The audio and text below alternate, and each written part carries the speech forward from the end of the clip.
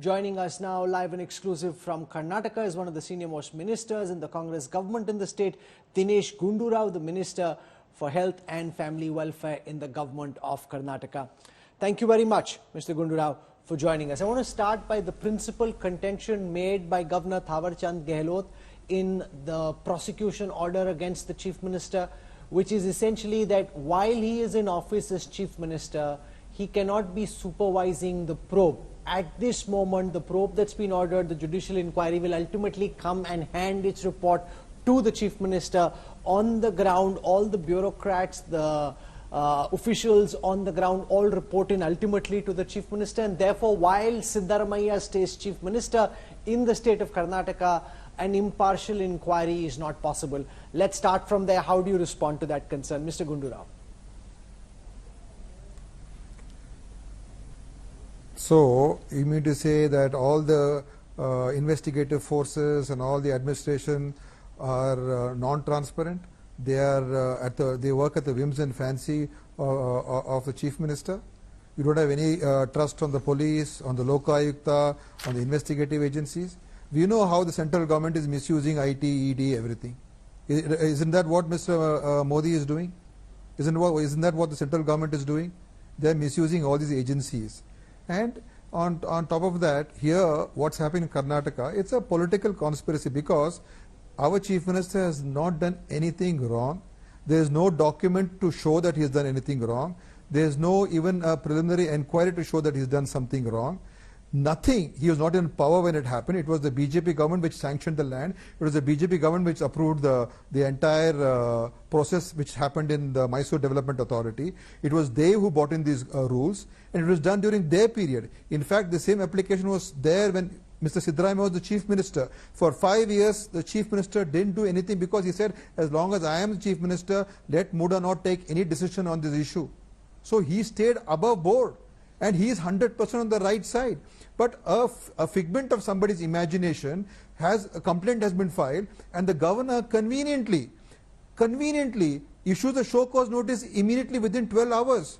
There is a case against the Central Minister, Mr. H.D. Kumaraswamy, where a preliminary investigation done by the Lokayukta has found him guilty of illegally granting mines to the extent of 550 acres and the loss of thousands of crores to Karnataka.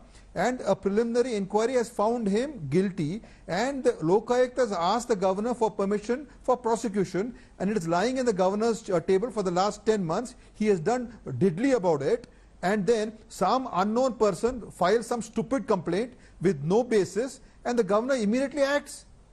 So doesn't this show what the governor is doing? He is doing, at whose basis is he doing it? And the Raj Bhavan has been converted into a political office of the BJP. This is vindictive politics. This is conspiratorial politics. This is the cheap politics that the Bharatiya Janata Party under Mr. Modi is doing across the country, and this is another example of that. But there is a past precedent here. This whole thing is a joke. There are serious... In 2011, the then Karnataka Governor H.R. Bhardwaj approved sanction against the then Karnataka Chief Minister Yedurappa on a charge of corruption. At that time, Abhishek Singhvi, who now heads the Congress's legal cell, had argued that it's the governor's discretion to decide over such matters. So you can't take one position when it suits you in 2011 and completely, if it was the governor's prerogative, then it is the governor's prerogative now. Rahul, don't confuse the two issues. That time the governor didn't act in haste. He didn't act immediately as soon as he got the complaint. He acted immediately. No. Second thing, there was already a Lokayukta report.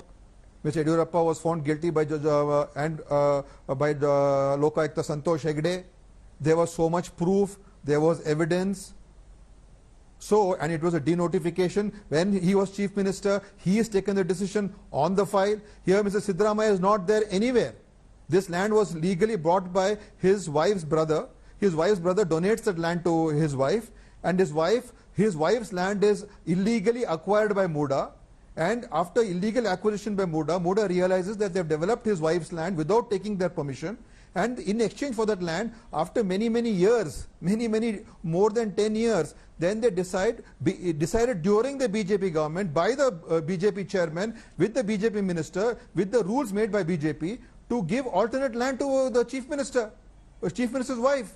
So CM has not asked for this piece of land. CM has not written anywhere, and he is not in power. He was not holding any executive position.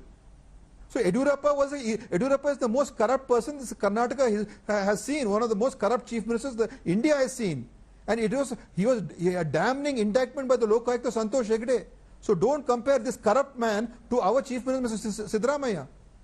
Sir, but so please don't, these are two terrible totally different optics. cases. This is now the listen to what you're saying, sir, that the MUDA took away the land. Now if it was anybody else's land and if the Mysore Urban Development Authority took it, they would not be giving this kind of compensation. The fact is that this exposes the underbelly of Karnataka politics. It's not just those in the Congress, even those in the BJP. Many real estate barons, officials, they all benefited, and this is in some ways what is wrong with Karnataka's politics. Would it not have been better when this charge was first levelled, as was suggested to the Chief Minister, that he should give up this land? Say, okay, since this controversy has reared its head, I want to give up this land. So convenient, Rahul. So convenient for you to say all this, Rahul, because this is not done by the Chief Minister. It was his wife's property, not even his own property. Okay, and as per the rules, the MUDA has given him, and they have given such kind of lands to people who have. And first of all, MUDA has illegally taken over the CM's wife's land, illegally, without informing them the land was developed. And once they realized that this land was developed, then they've asked for this, and they've taken many years to give an alternate land, and he didn't decide it when he was Chief Minister. But look at the value of the land that has been given in return. So the Mysore Urban Development Authority, what is the value of the land he lost? Which is essentially at that time village land. What is the value of the land he lost? Prime plots to Siddaramaiah and to the others. So what you got is worth much more than what you gave up. No. Who's saying this? How do you know this? So we sent reporters on the ground, we did a full ground evaluation, we spoke to real estate experts over there. The fact is that the value of the land that has now been given in Vijayanagar is worth much more than the land that was taken. Usually the compensation is lesser than market rates. In this case, because of the personalities involved, they seem to have got land worth more than what was taken. I'm sorry, that is your own perception. That is not the truth. And firstly, this was not done by Mr. Siddaramaiah. It was done by the BJP. When the BJP Chief Minister was there, when the BJP Chairman was there, and Mr. Siddaramaiah never has he asked, give me this land in lieu of this land. He has let MUDA decide, and the MUDA Chairman was BJP, the members were BJP. But the basic thing is, this is a conspiracy, Rahul. You should understand. They want to tarnish the name of Siddaramaiah. Because BJP was humiliated in this election, Mr. Modi was humiliated because he campaigned continuously in the state and they lost badly. And this is a perfect system, this is a standard operating procedure.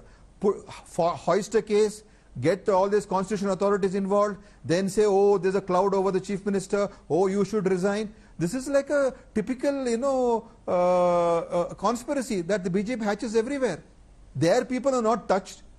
Why is Mr. Kumar Swami's case? Why is Mr. Nirani from BJP? Why is Mr. Shashikant, the Srimati Jolle's case? All Lokayukta, police inquiry is done, Lokayukta inquiry is done. They have been found guilty. All those people's cases are in front of the governor. I will ask a senior BJP leader, Ashwath Narayan, this question in a moment. But before I let you go, Mr. Dinesh Gundu, I will ask this question in just a moment. I also want to welcome Dr. Ashwath Narayan, former Deputy Chief Minister of Karnataka. He joins us. But before I let Dinesh Gundu Rao go, there are those who think that this has got to do with some internal power struggle within the Congress party, that because there is a rift at the top, therefore, number 2 is planting against number 1, that a lot of this has to do with Shiv Kumar's hope that he can somehow trip Siddaramaiah and become Chief Minister. How do you respond to those concerns? No, this is all daydreaming. In fact, let me tell you, I'm happy Ashwath Narayan also is there, that this has actually strengthened the Congress. It has strengthened the Siddaramaiah's hands, and the people also of Karnataka know that what Bharatiya Janata Party is doing, because they're led by corrupt people.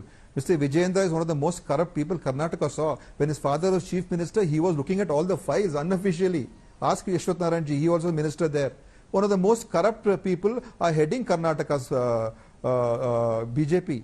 And Mr. Kumar Swamy, his case is very clear. The governor is not giving prosecution, a sanction for prosecution. So you think people are going to believe these characters? And Siddaramaiah's career for more than 40 years has been a flawless, unblemished record.